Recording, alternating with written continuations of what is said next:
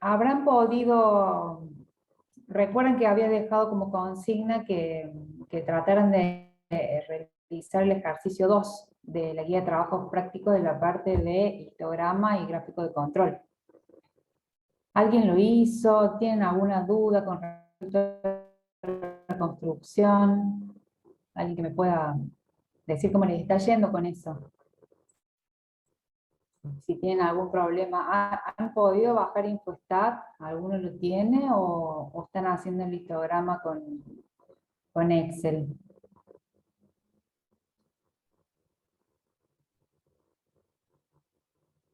¿Alguien lo bajó a InfoStat? ¿Lo han probado? Bueno, yo les voy a mostrar. ¿Se acuerdan que en la clase pasada yo les hablé de, en realidad el ingeniero Tabela les mostró un cuadrito con las 4 posibilidades de combinación de histograma y gráficos de control? ¿Se acuerdan? Entonces habíamos visto que los 2 casos extremos de esos cuadros eran el estado de caos, en donde el proceso histograma en ese momento me muestra que tengo piezas fuera de especificación o scrap, y que además el proceso está fuera de control. Eso era el peor de los escenarios. Y habíamos visto que si tenemos ese caso, para sacar una conclusión de las 2 herramientas en forma conjunta, ¿qué teníamos que hacer? Y bueno, en ese caso, lo primero que tenemos que hacer es controlar el proceso. Cuando decimos controlar el proceso, nos estamos refiriendo a encontrar las causas asignables que me están descontrolando el proceso. Porque nosotros no sabemos, si no controlamos el proceso, si el scrap que se está produciendo, que vemos en el histograma, no sabemos si ese scrap es producto de ese descontrol del proceso o es producto de una incapacidad del proceso. No podemos determinar tampoco la capacidad o incapacidad del proceso hasta que no lo controlemos. ¿Se acuerdan que eso yo lo repetí varias veces en la clase pasada? De que no es factible calcular el índice de capacidad de un proceso que está fuera de control. Entonces, en ese caso extremo, vuelvo a repetir, de tener un histograma con piezas fuera de especificación, con valores fuera de las tolerancias, y un gráfico de control que muestra un proceso descontrolado, la toma de decisión es primero controlar el proceso, encontrar esas causas asignadas. Una vez que controlamos el proceso, volvemos a tomar datos y volvemos a construir un histograma y un gráfico de control. Y ahí vemos, si el gráfico de control ya me muestra un proceso controlado, quiere decir que fue, digamos, satisfactorio todo lo que yo hice para encontrar las causas y eliminarlas. Y ahí, con los nuevos datos, construimos un histograma. Y ahí vemos si el histograma continúa con scrap o no tiene scrap. Puede que ya no tenga scrap, con lo cual ese scrap que teníamos era producto de esas causas asignables, o puede que sigamos teniendo scrap. Entonces, en ese caso, como mi proceso ya va a estar controlado, calculo el índice de capacidad. Y seguramente ese índice de capacidad me va a dar menor que 1. O sea que el proceso es inadecuado para cumplir con las especificaciones que yo tengo. Eso era en el peor de los casos. Yo ahí les comenté toda la toma de decisión que tenemos que hacer y cómo sería el uso conjunto de las 2 herramientas. El otro extremo de ese cuadro era proceso histograma sin scrap y proceso controlado. Eso es el mejor de los escenarios. Ahí no tenemos que hacer nada, porque no tenemos que controlar ningún proceso porque está controlado y no tenemos piezas fuera de especificación. Es la idealidad. Pero lo que yo quería que analizáramos eran las 2 instancias intermedias, en donde podíamos tener un histograma con scrap y un proceso controlado, o podíamos tener un histograma sin scrap con un proceso descontrolado. El ejercicio 1 de la guía, que es el que vimos y repetimos en la clase pasada, nos mostraba un histograma que no tenía piezas ni valores fuera de especificación, que no tenía scrap, pero que cuando graficábamos o hacíamos el gráfico de control, encontrábamos que el proceso estaba descontrolado, porque había puntos que estaban fuera de los límites de control. ¿Recuerdan, verdad? Todo eso que vimos en la clase pasada. Yo puedo sonar repetitiva, pero bueno, me interesa que lo tengan bien en claro. Entonces, en el ejercicio 1 ya habíamos visto que no teníamos scrap, pero el proceso estaba descontrolado. ¿Qué habíamos visto? Bueno, que teníamos que controlar ese proceso porque hoy no teníamos scrap en el histograma, pero mañana no sabemos. Que fue lo que yo les di ese ejemplo de que tal vez el jefe de operaciones me va a decir, ¿por qué vamos a tener que ponernos a buscar una causa asignable si el histograma de hoy me está mostrando que yo no tengo scrap? Y la respuesta de ustedes va a ser, como el proceso está descontrolado, no es estable en el tiempo. Entonces, hoy no tenés scrap, pero mañana no sabes, justamente por el descontrol del proceso. Entonces, esa era la conclusión de la utilización de las dos herramientas en forma conjunta para cuando teníamos un histograma sin scrap y un proceso descontrolado. Y el que nos quedaría por ver es el otro caso intermedio, en donde sí tenemos scrap, pero nuestro proceso está controlado. Y eso es lo que, bueno, yo quería que ustedes hicieran en el ejercicio 2. De todas formas, yo ahora se los voy a mostrar resuelto y vamos a analizar el uso conjunto de las dos herramientas y qué conclusiones tendríamos que sacar. Ahí yo se los voy a compartir, que yo se los anticipé en la clase pasada, pero ahora lo vamos a ver mejor.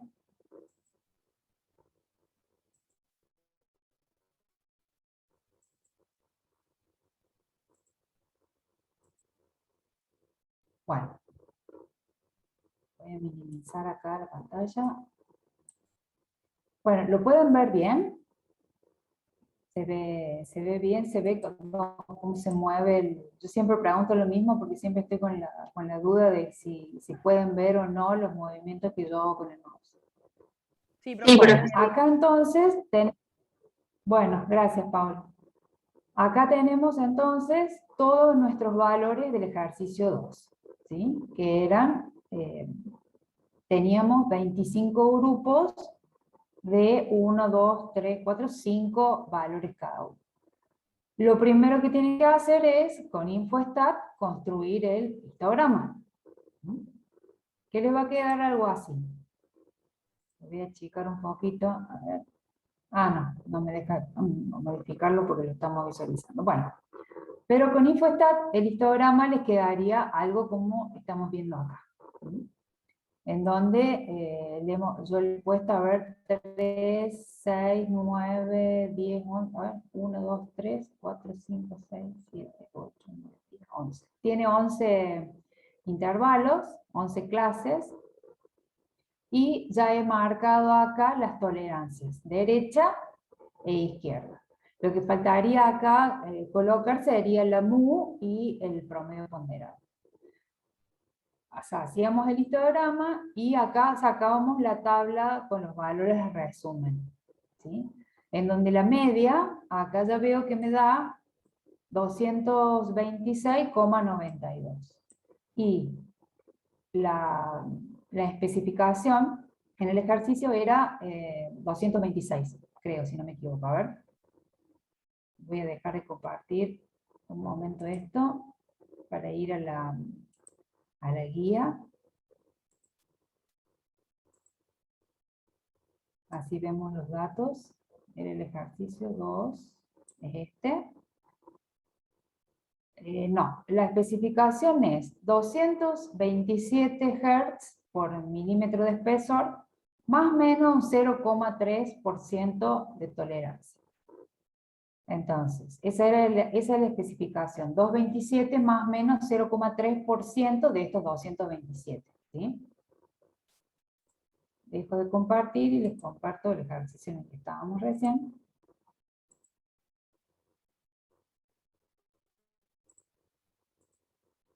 Bueno, entonces, con las medidas resumen que le pedimos a InfoStat, sacamos que la media, o promedio ponderado, es 226,92.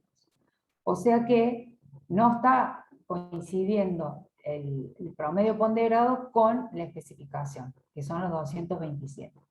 ¿Cómo sabemos, digamos? Porque el que lo mira así dice 226,92 es casi 227.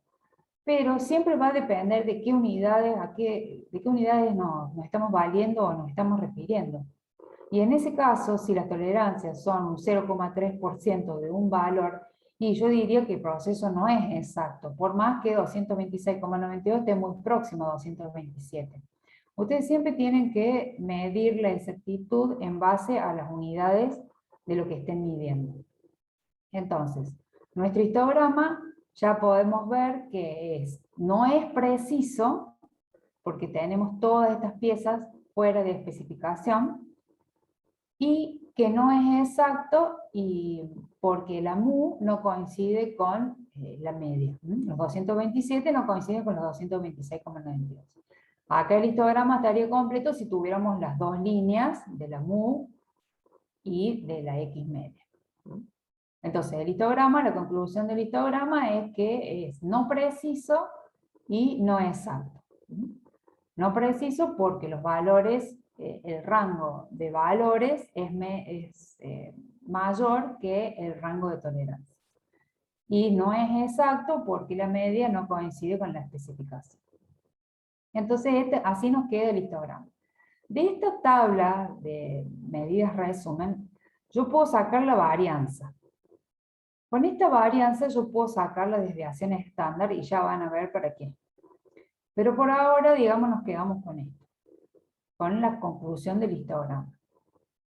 Para el gráfico de control, yo agrego estas dos tablas, igual que estas dos columnas, como hicimos con el otro ejercicio, sacamos el máximo, el mínimo de cada grupo, después sacamos la media de cada grupo, el rango de cada grupo, y después la media de las medias y el rango medio. La media de las medias es 226,92 y el rango medio es 0,88. Construimos los gráficos de control, que van a quedar como estos que están viendo acá. El de acá arriba es el de X media, el de acá abajo es el de R. Y aplicando la fórmula de los límites de control, calculo los límites de control. El límite de control superior para el gráfico de X me da 227,43. La línea central es la media de las medias, 226,92. Y el límite inferior de X, 226,41. Y para R, igual. Aplicamos las fórmulas, utilizamos la tabla de las constantes, esa que ya vimos hace 2 clases atrás. Calculamos los límites y graficamos. Y así a simple vista podemos ver que no tenemos puntos fuera de los límites de control, ni tampoco tenemos una serie consecutiva de puntos debajo de la línea central, ni por arriba ni por debajo. O sea que no hay no hay más de 6 puntos de un mismo lado, 6 puntos o más. Cuando les habla de cómo leen un gráfico, hablan de más de 6 puntos. Más de 6 puntos de un mismo lado. Y en el gráfico de R también.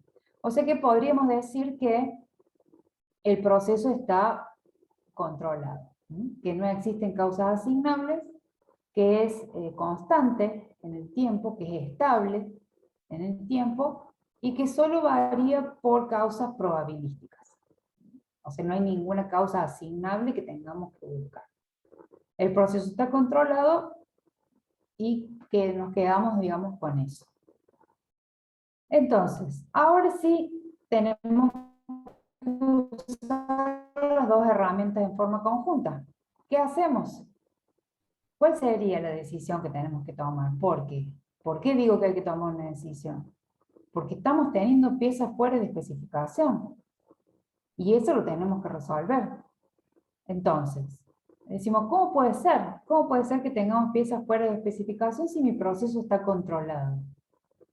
Entonces ahí decimos, está controlado y voy a calcular el índice de capacidad del proceso, porque puede que el proceso no sea capaz de cumplir con las especificaciones, pero por sí solo, no porque existan causas asignables, simplemente que tal vez por la maquinaria, tal vez por cómo están dispuestos los procesos, no sea, cuando nosotros nos ofrecen un trabajo, nosotros analizamos, si nosotros fuéramos una empresa a la que le piden que elaboremos un cierto producto siguiendo ciertas normas o siguiendo ciertas especificaciones, y nosotros haremos pruebas y veremos si nuestro proceso es capaz de poder cumplir con las especificaciones que nos están pidiendo, que nos está pidiendo nuestro cliente. No hacer de una el trabajo y después encontrarnos con que tal vez la capacidad de nuestra empresa no alcanza para cumplir las especificaciones que nos está pidiendo nuestro cliente.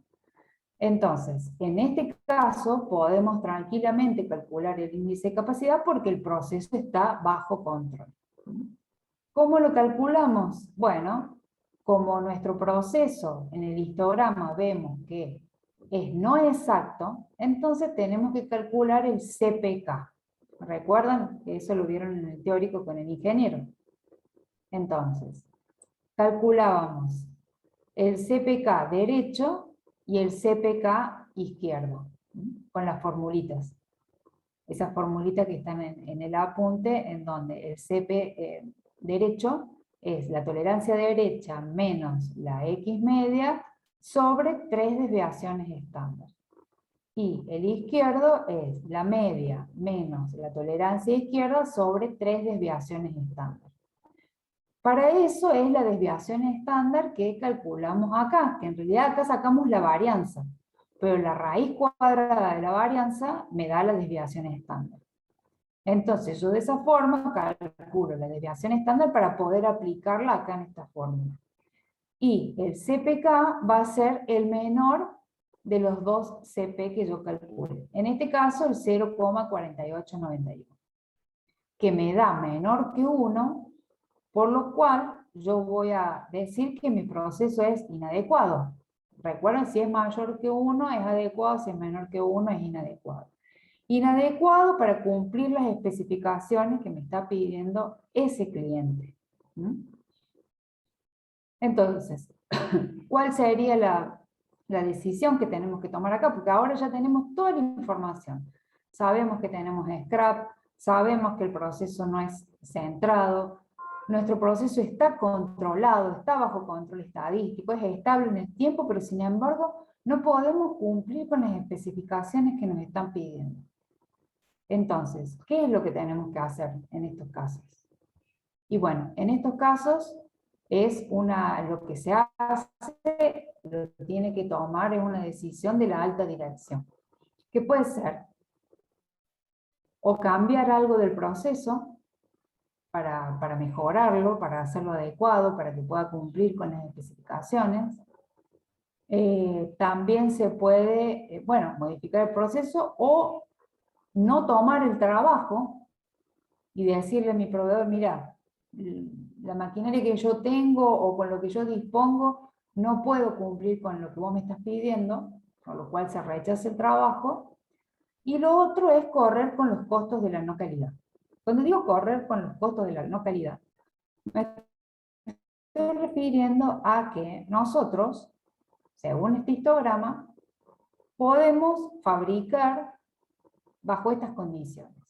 O sea que nosotros también podríamos hacer un control de pieza por pieza y entregarle a nuestro proveedor solamente las piezas que están entre los límites, entre las tolerancias. Y me va a quedar todo este scrap, todo esto que está fuera de los límites de control, que es lo que yo llamo todas esas piezas con las que si yo me quiero hacer cargo, o sea, si yo quiero tomar el trabajo, lo tomo, pero voy a correr con los costos de la no calidad de todos esos productos que voy a tener que tirar. ¿Se entiende a qué voy con el costo de la no calidad? O sea, yo tomo el trabajo, pero yo ya sé que mi proceso no es adecuado para cumplir con esas especificaciones. O sea, puede cumplir solamente en este rango de tolerancia. Pero me están quedando todas estas piezas por fuera, que las voy a tener que tirar, porque no se las puedo entregar al cliente. Entonces son los costos de no calidad con los que yo estoy corriendo. Por eso, cuando el proceso es inadecuado, son varias las decisiones que podemos tomar. O cambiamos algo del proceso para mejorarlo y hacerlo adecuado para cumplir con las especificaciones, o le dejamos la decisión a la alta dirección con respecto al cambio del proceso, o corremos con los costos de la no calidad, o decimos que no podemos llevar a cabo el trabajo. ¿Se entiende, chicos, esto? ¿Puedo dejar de compartir o quieren que veamos algo sobre? Si tenemos un ejercicio así, ¿tenemos que plantear esas tres posibilidades o cómo hacemos para elegir entre esas tres opciones, digamos, de cuál sería la solución? No, el ejercicio, Paula, va a terminar con que vos plantees cuáles son las posibles soluciones.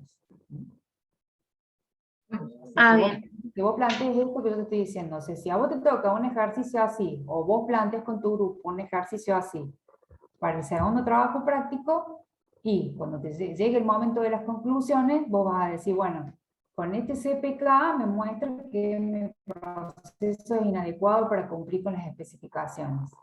Y ahí deberemos ver si le trasladamos el problema a la alta dirección para ver si van a modificar el proceso, o podemos decidir correr con los costos de no calidad, o podemos decidir no tomar el trabajo y decirle a nuestro cliente que nuestro sistema, nuestro proceso no tiene capacidad para cumplir con las especificaciones. No podéis vos tomar una decisión porque es un ejemplo, pero para nosotros es válido que vos sepas que existen esas posibilidades.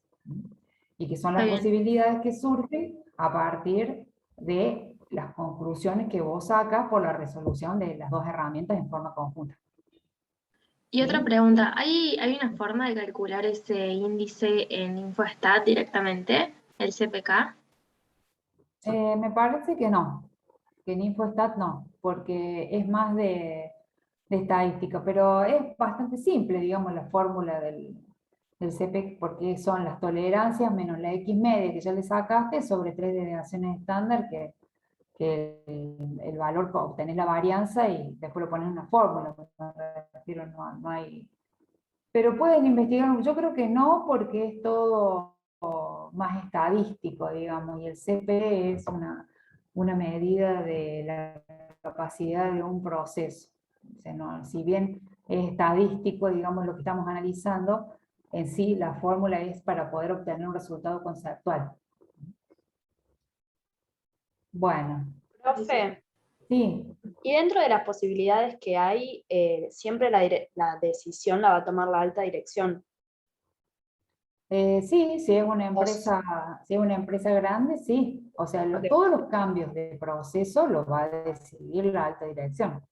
Si es una empresa chica, y también lo van a decidir los dueños, o sea, cuando decimos dueños, alta dirección, siempre dependiendo de qué tan grande sea la empresa, porque no digo un operario, pero un jefe de producción no va a tener atribuciones porque pensemos también que una modificación de proceso implica una utilización de dinero, porque a lo mejor el cambio del proceso nos estamos refiriendo a que tenemos a lo mejor una máquina que está medio obsoleta y bueno, y tenemos que comprar una nueva, y todo eso implica, digamos, efectivamente que la tome la alta dirección porque es una inversión. Y en los otros dos casos también, ¿o no? O sea, si y sí, los costos de correr con los costos de no calidad, sí, también está involucrando costos, y decidir no tomar el trabajo también, sí, o sea, porque esto, digamos, tiene como dos puntos de vista. O ustedes lo ven al caso, como que a ustedes los contratan para ver qué pasa acá. Entonces, ustedes sacan todas estas conclusiones y le presentan a la alta dirección, está pasando esto, esto y esto, y ellos tomarán la decisión. Eso es y el otro lado es que sean ustedes dueños de una empresa que produce esto, y bueno, como dueños también van a ser ustedes los que tomen la decisión sobre qué quieren hacer, pero todo involucra costos. Por eso es que interviene la alta dirección, si es una empresa grande, si no serán los dueños, porque bueno, obviamente que como jefe de procesos o como un ingeniero que nos contrata para hacer una evaluación con respecto al proceso, no vamos a poner dinero nosotros para hacer un cambio o para invertir en una nueva maquinaria. Por eso generalmente todas esas decisiones vienen todo lo que tenga que ver con inversión de dinero va a venir de la alta dirección. Pero uno va y le presenta el panorama de lo que está ocurriendo y las posibles soluciones. Y ellos después decidirán qué van a hacer. Bueno, ¿quieren que veamos algo más de esto o ya dejo de compartir? Bueno, dejo de compartir esto. Y bueno, entonces chicos, con esto,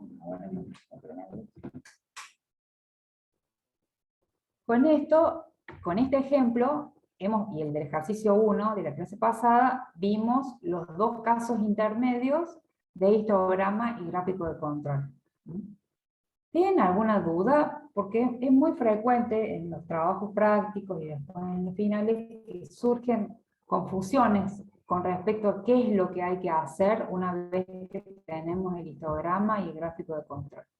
Por eso yo hago mucho hincapié en que ese cuadro lo tienen que saber bien. O sea, saber bien qué es lo que hay que hacer cuando tenemos esos 4 casos. En realidad 3, porque sobre el caso ideal no tenemos que hacer nada. Pero cuando tenemos esas combinaciones entre histograma y gráfico de control, qué es lo que se hace a continuación y qué conclusiones se sacan. Acuérdense que siempre sacamos conclusión del histograma, conclusión del gráfico de control, y después hay que hacer el uso conjunto de las dos herramientas, ¿no? Porque una por un lado y otra por el otro son efectivas, pero sirven muchísimo más cuando las usamos en forma complementaria. Después a esto se le va a agregar diagrama de dispersión, pero corre, digamos, en forma paralela, es otro tema que lo va a iniciar el ingeniero la clase que viene. Bueno, ¿hasta acá hay alguna duda? Yo lo que quería era aprovechar ahora un segundito antes de que les planteara los ejercicios de gráfico de control P y PN. Es que, no sé si se habrá entendido, pero hubo un grupo que me mandó un mail consultándome por el trabajo práctico, en donde yo le indiqué, pero no sé si lo pudieron entender o no, pero yo lo mismo se lo voy a aclarar. Me pasó de ver dos o tres trabajos prácticos en donde utilizaban valor económico, pero al scrap, a lo que se determinaba como scrap, le ponían distinto valor económico. Yo eso lo marqué como un error conceptual, porque cuando uno determina que una pieza es scrap o que un valor es scrap, el scrap se tira todo, o no sirve nada de la pieza o de lo que estamos analizando. Entonces se sobreentiende que el valor es el mismo para todos los casos. No sé si me alcanzo a explicar, o sea, si nosotros tenemos una pieza que es scrap, si es scrap se va a tirar, no tiene posibilidad de retrabajo. Entonces, esa pieza, ya sea que se tire por un motivo, por un defecto, o se tire por otro tipo de defecto, o por un tercer tipo de defecto, la pieza en sí tiene un único valor. Por eso el valor del scrap es siempre el mismo, independientemente de cuál sea el defecto que tiene. Porque si yo estoy considerando que la pieza es scrap, yo la tiro toda. O sea, porque aparte estamos hablando de un mismo producto. Entonces, si es scrap, se tira todo. No hay posibilidad de que si se tira por un defecto tenga un precio, pero si la tiras por otro defecto que tiene otro precio. O sea, la pieza tiene un valor unitario. ¿Se entiende? Esto lo aclaro porque a lo mejor en los correos, cuando yo les respondí, a lo mejor no era muy claro, esto es más interesante poder hablarlo, por eso se lo quería explicar. No sé si hay alguien del grupo que me había consultado, pero bueno, eso lo quería aclarar. Sí. Mi grupo era uno de los que le pusimos distinto valor y nosotros lo habíamos considerado como cada defecto se daba en una etapa distinta del proceso. Pensábamos que, o sea, considerábamos el control, digamos, en la etapa, y por eso decíamos, no sé, capaz no pasó por por otras etapas donde se les va agregando material, entonces lo que me cuesta es o sea, todo el material, por así decirlo, que ya usé. Entonces por eso por ahí le fuimos poniendo distintos valores, pero ahora que, o sea, después que leímos el mail nos quedó como claro que sí, o sea, que se tira y perdemos todo directamente. Claro, o sea, yo entiendo lo que vos me decís, pero entonces en ese caso, suponete que vos vas considerando pérdidas por cada valor agregado que se le va haciendo al producto, entonces tendrías que haberlo puesto, una idea que te doy es como posibilidad de retrabajo. Porque si no, la pieza, o sea, si está defectuosa, se tira toda, esté en la instancia en la que esté. Claro, gracias, profe.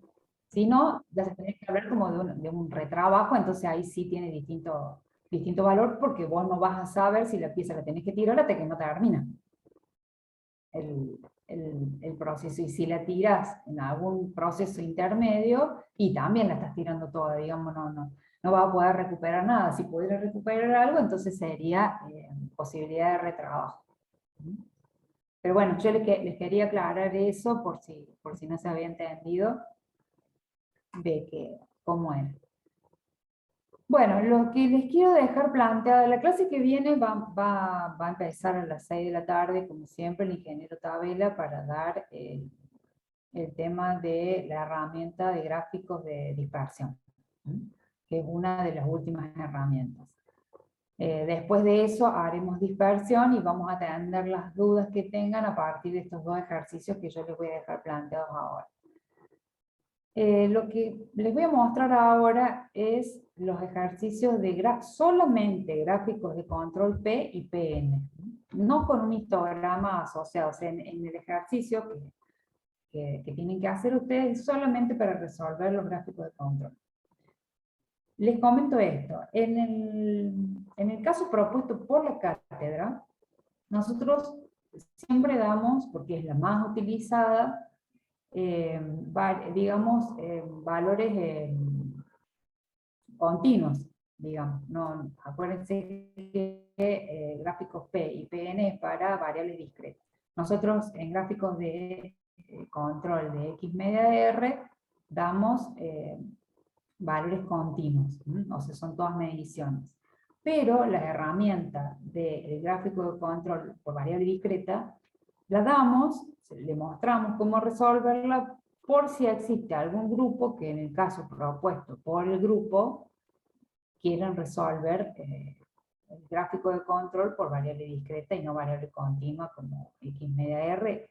Eso lo dejamos libre para que ustedes lo resuelvan, porque a lo mejor el caso que ustedes encuentran amerita que se efectúe o se construya un gráfico de control por variable discreta. Entonces por eso lo damos, para que ustedes sepan cómo se resuelve, porque nos ha pasado otros años, en donde todavía no se daba ese tema, en donde se trató de hacer por variable continua cuando tenían variables discretas.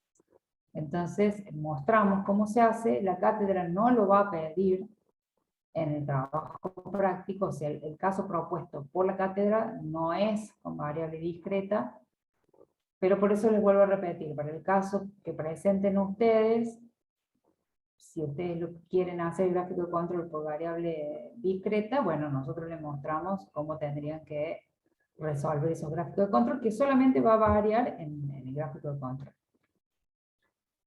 Bueno, lo que yo les quiero dejar planteado, ahora voy a compartir en la guía.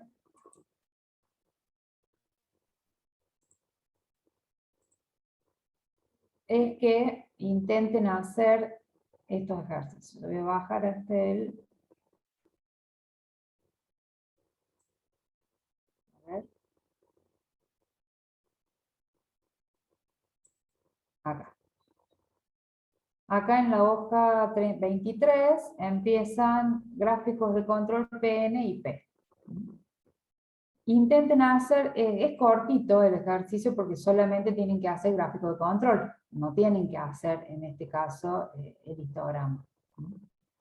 Entonces prueben a hacer el ejercicio 11 y el ejercicio 12. Es uno de cada caso. Uno va a ser P y el otro va a ser PN. Las fórmulas son las que se dieron en el teórico, no reviste de mucha complejidad. En el teórico ustedes completan la fórmula porque al ser un gráfico de control, las fórmulas que se dieron en el teórico son para calcular la línea central, para calcular el límite superior y el límite inferior, que son otras fórmulas diferentes del cálculo del límite de control para X media de R. Y en el ejercicio 12 también.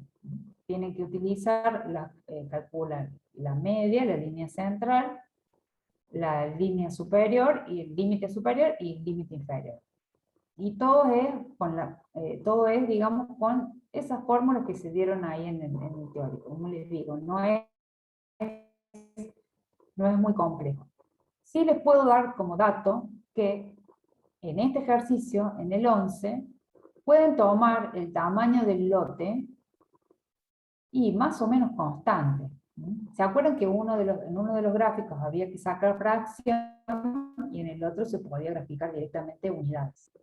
Acá en el ejercicio 11, si ustedes ven el tamaño del lote, son todos más o menos similares, de 300, 280, 290. Con lo cual ustedes podrían poner que el tamaño del lote es constante y aproximadamente 300. Ese sería el valor para ponerlo en la fórmula y poder calcular. Acá me muestra el lote, el tamaño del lote y los artículos defectuosos en cada lote. Y en este ejercicio 12 ya me está diciendo, por acá me dice que el n, la muestra ya es constante, es de 120, y los artículos defectuosos en cada uno de los lotes. Pero me dice, para ello, de cada lote de componente W se decide inspeccionar una muestra de 120. O sea, ya me dice de cuánto es la muestra. Acá los 120 son constantes y acá los vamos a hacer constantes para simplificar. Porque ¿cuál es el tema de los gráficos P y PN? Y los damos para que los hagan, pero no los pedimos, porque imagínense que cuando las muestras, los tamaños de lotes son variables, nosotros tendríamos que calcular o tendríamos que graficar un gráfico de control para cada tamaño de lote. Porque en la fórmula nosotros tenemos que poner el tamaño del lote. Entonces, si el tamaño del lote es 300, tendremos que calcular límite superior, límite inferior, límite central, línea central para el tamaño del lote 300. Después, para el tamaño del lote 330, también tendríamos que calcular una línea central, un límite superior y un límite inferior. Eso se llama el límite flotante, cuando nosotros lo vamos cambiando. Generalmente, en las empresas que aplican esto, tienen un software que ya está configurado para que ellos van modificando el tamaño del lote y les va calculando automáticamente esos límites de control. Y son flotantes justamente porque van variando de acuerdo al tamaño del lote. Pero bueno, chicos, yo les pediría que lo hagan, porque si tienen dudas, las vamos a ver la clase que viene, pero son muy simples y lo único que tienen que aplicar son las fórmulas para calcular la línea central, el límite superior y el límite inferior. Y después graficar se grafica como los otros gráficos de control, que tienen que pedirle a Excel que les haga un diagrama de dispersión con conectores unidos por líneas rectas, para poder hacer el gráfico. Esto no es dispersión, sino que utilizamos gráficos de dispersión de Excel para poder graficar gráficos de control. ¿Se entendió o fue como un trabalengua? Bueno, Sí, profe. Sí, profe. dejo de compartir. Y bueno, chicos, les dejo abierto ahora a ustedes que consulten si tienen alguna duda, si quieren que veamos algo. ¿Les quedó claro el uso conjunto de las dos herramientas? ¿Cuándo se puede calcular índice de capacidad? ¿Cuándo no se puede calcular? ¿Y qué información nos brinda el índice de capacidad? Bueno, yo voy a suponer que el silencio significa que sí. Bueno, chicos, yo lo mismo les sigo ofreciendo mi correo. Si tienen alguna duda, escríbanme. y si le puedo evacuar la duda por ese medio, lo hacemos, y si no, lo voy agendando para después en la clase retomar el tema y se los explico por este medio.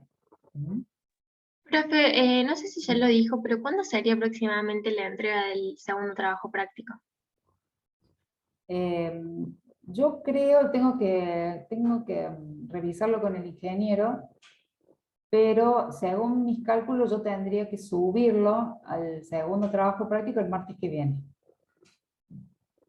Todavía lo tengo que confirmar con él porque tenemos que ver el calendario académico, porque a partir de ahí ustedes tendrían 2 semanas para resolverlo, después lo tienen que entregar, yo tengo que tener por lo menos 1 semana para corregirlo, para después tener una Zoom con todos ustedes y indicarles, digamos, qué grupos van a ir al coloquio y qué grupos han quedado regulares. Así que, en primera instancia, yo creo que el martes que viene yo estaría subiendo el segundo trabajo práctico porque el ingeniero ya habría dado dispersión, que bueno, que lo vamos a ver en la clase práctica también, pero que es bastante simple.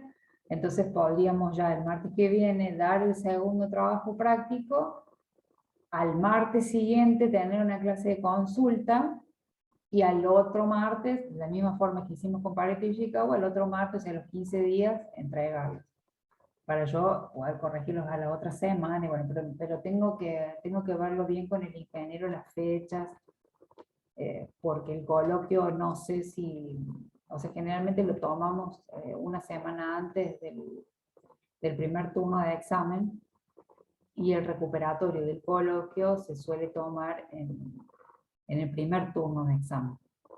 Pero bueno, tengo que ver cuántas semanas están quedando hasta que terminen las clases. Gracias, profe. Bueno, chicos, si nadie tiene ninguna duda, los libero. Por favor, intenten hacer los gráficos de control P y PN para que si tienen alguna duda o revisen todo esto, aprovechen, así la clase que viene seguimos analizando las dudas que tengan sobre el uso conjunto de histogramas y de gráfico de control, ¿sí? Bueno, chicos, nos vemos entonces el martes que viene, sí, a las 18, al horario del teórico. ¿Mm? Bueno, profe, gracias. Gracias, profe. Chao, profe. Chao, profe. Gracias. Bueno.